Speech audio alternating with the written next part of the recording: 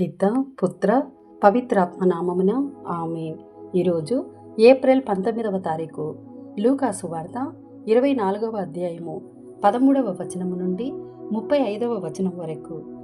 ఆ రోజుననే వారిలో ఇద్దరు యెరూషలేమునకు 7 మైళ్ళ దూరమున ఉన్న ఎమ్మావు గ్రామమునకు వెళ్ళుచు జరిగిన సంఘటనలను గురించి మార్గమున ముచ్చటించుకొనుచుండిరి. వారిట్లు తర్కించుకొనుచుండగా యేసు తనకు తానుగా వారిని సమీపించి వారి వెంట నడవసాగెను. వారు ఆయనను చూచిరి, కాని గుర్తింపలేకపోయిరి. మీరు నడుచుచు దేనిని గురించి మాట్లాడుకొనుచున్నారు అని ఆయన వారిని అడిగెను. వారు విచారముతో నిలిచిపోయిరి. అప్పుడు వారిలో క్లెయోఫా అను అతడు, యెరూషలేములో నీవు క్రొత్తవాడవా? ఈ దినములలో అక్కడ ఏమి జరిగినది నీకు తెలియదా అనెను. ఏమి జరిగినది అని ఆయన తిరిగి ప్రశ్నింపగా వారు ఇటుల చెప్పసాగిరి, నజరేయుడైన యేసును గూర్చి వినలేదా? ఆయన ఒక ప్రవక్త, తన క్రియలయందును వాక్కునందును దేవుని ఎదుటను ప్రజలందరి ఎదుటను శక్తిమంతునిగా పరిగణింపబడినవాడు.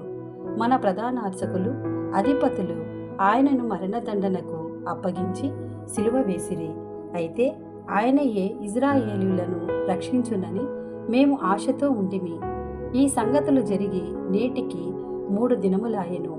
మాలో కొంతమంది స్త్రీలు ప్రాతకాలమున సమాధి యొద్దకు వెళ్ళగా అక్కడ వారికి యేసు దేహము కనపడలేదు. అంతేకాకుండా వారికి దేవదూతలు ప్రత్యక్షమై ఆయన సజీవుడని చెప్పినట్లుగా వారు వచ్చి చెప్పి మమ్ములను ఆశ్చర్యపరిచిరి. అంతటా మాలో కొందరు సమాధి యొద్దకు వెళ్ళి ఆ స్త్రీలు చెప్పినట్లుగానే ఉండుట చూచిరి, కాని యేసును మాత్రము చూడలేదు. అప్పుడు యేసు ఆ ఇద్దరితో, ఓ అవివేకులారా, ప్రవక్తల వచనములను అన్నింటినీ నమ్మని మందమతులారా, క్రీస్తు శ్రమలను అనుభవించి తన మహిమలో ప్రవేశించుట అనివార్యము కాదా అనేను.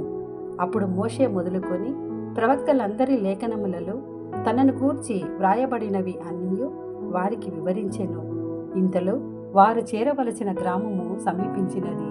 యేసు ముందుకు సాగిపోతలచినట్లు కనపడెను. అంతట వారు, ప్రొద్దువాలిపోయినది, సంధ్యవేళ అగుచున్నది, మాతో ఉండుడు అని ఆయనను బలవంతము చేయగా ఆయన అందుకు అంగీకరించెను.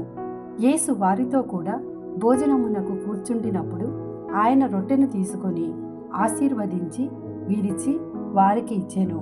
దానితో వారికి కనువిప్పు కలిగినది. వారు యేసును గుర్తించిరి, కాని ఆయన అదృశ్యుడయ్యెను. అంతటా వారు ఒకరితోనొకరు, ఆయన మార్గములో మనతో మాట్లాడునప్పుడు లేఖనములన్నీ మనకు వివరించినప్పుడు మన హృదయములు ప్రజ్వరిల్లలేదా అనుకొనిరి. వారు వెంటనే యెరూషలేము తిరిగి వెళ్ళగా అక్కడ 11 మంది శిష్యులు వారితో ఉండిన వారు, ప్రభువు వాస్తవముగా సజీవుడై లేచెను, సీమోనునకు కనిపించెను అని వారు చర్చించుకొనుచుండిరి. అప్పుడు వారు కూడా మార్గమధ్యమున జరిగిన సంఘటనలను వివరించి ఆయన రొట్టెను విరిచినప్పుడు వారి ఎట్లు గుర్తించినది తెలిపిరి. ఇది ప్రభుని వాక్కు. సర్వేశ్వరునికి వందనములు.